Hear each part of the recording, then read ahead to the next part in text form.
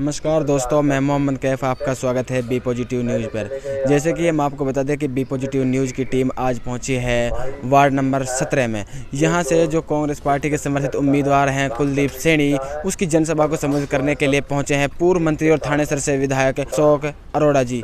हम देखते हैं कि जो आज छोटी सरकार है उसका अंतिम दिन है। अब देखते हैं कि थानेसर की जनता किसको अपना फैसला सुनाती है 12 तारीख को, कांग्रेस को या फिर बीजेपी को। तारीख को चुनाव है, आज लास्ट दिन है।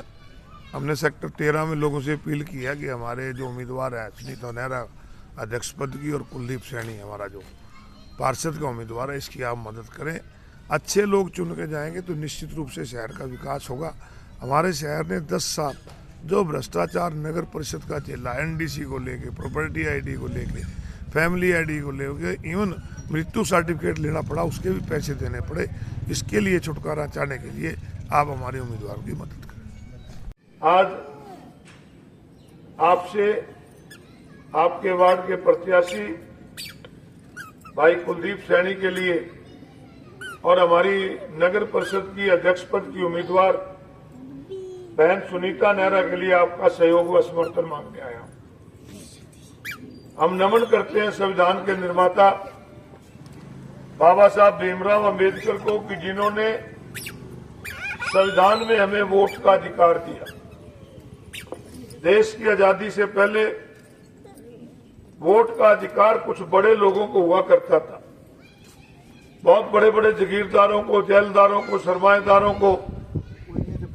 परंतु जब देश आजाद हुआ और संविधान निर्माण की जिम्मेवारी बाबा साहब को दी गई तो उन्होंने इस देश के हर नागरिक, जिसकी उस समय उम्र 21 साल या इससे ज्यादा थी, चाहे वो छोटा था, बड़ा था, गरीब था, अमीर था, पढ़ा लिखा था, अनपढ़ था, औरत थी, आदमी था, सबको वोट का अधिकार देके एक बराबरी का अधिकार।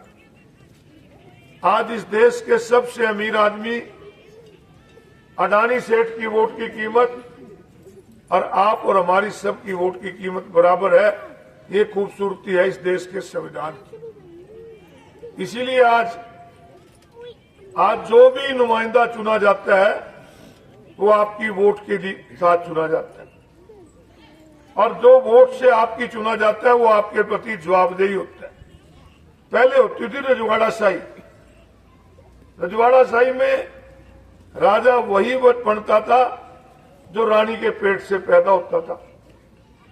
वो जनता के प्रति जवाबदेही नहीं होता था, वो तो राजा इसलिए बना कि राजा का बेटा है। परंतु आज के बनने वाला राजा आपके प्रति जवाबदेही है।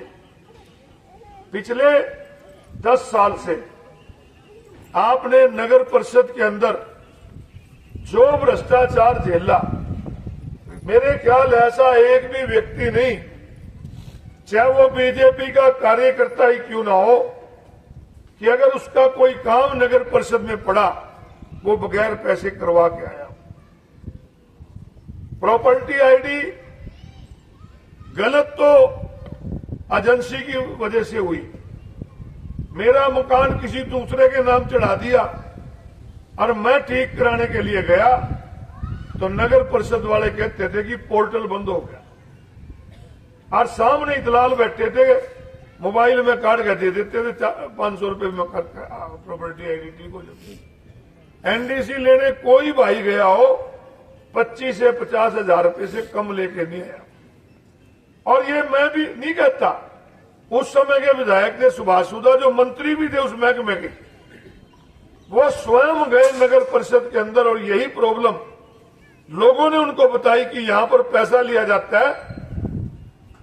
तो कहने लगा मुझे पता है कि यहां दलाल बैठे हैं, मैं दलालों के नाम बताऊंगा, आज तक नहीं बताए। अरे भाई नाम क्या बताने की लोड़ है, जिनकी दलाली करते हैं उन्हें भी गिरफ्तार करो, जो दलाल है उन्हें भी गिरफ्तार करो। परंतु नहीं, क्योंकि उनके अपने बिठाए हुए लोग थे और उन्हीं के लिए वो दलाली करते थे।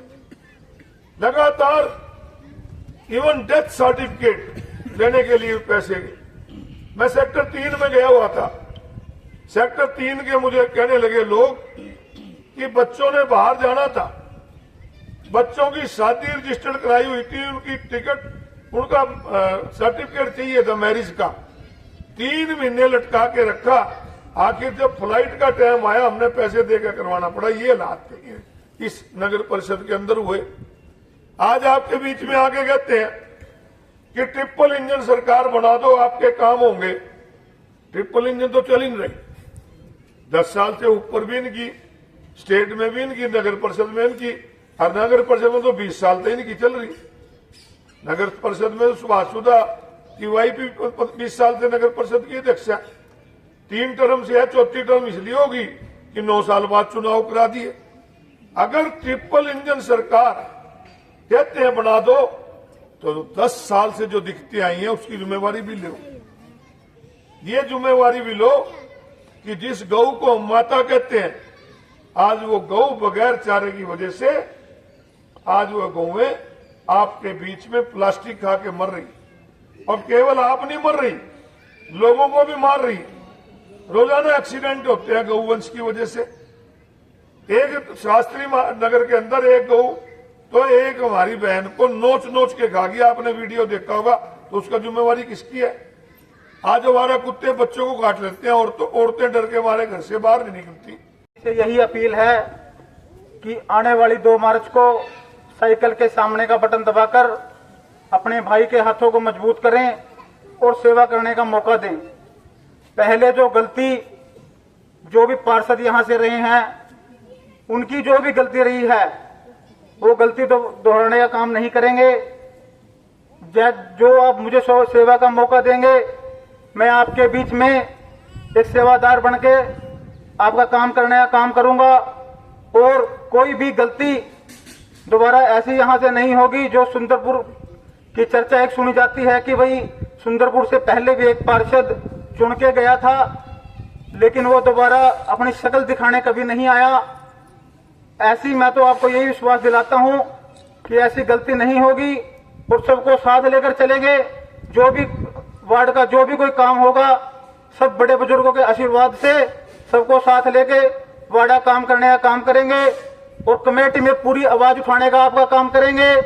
और जो भी कोई समस्या होगी उसका निपटारा करवाने का काम करेंगे। मेरा जो दूसरा प्रतिद्वंदी उम्मीदवार है वो कहता है कि मैं फ्री में हवन कर दूंगा, मैं सब्जी ला दूंगा, मैं ये कर दूंगा, वो भी पहले वाली गलती मत कर देना। कभी आप फोन करो कि साइन कराने हैं, वो कहे मैं तो हवन कर रहा हूं जी, आपको मिलना है जी, मैं फेरे करा रहा हूं जी। ऐसी गलती दोबारा मत कर देना। मैं तो यही आपसे कहना चाहता हूं कि आने वाली 2 मार्च को ज्यादा से ज्यादा वोटों से जिताकर अपने भाई के हाथों को मजबूत करें। धन्यवाद।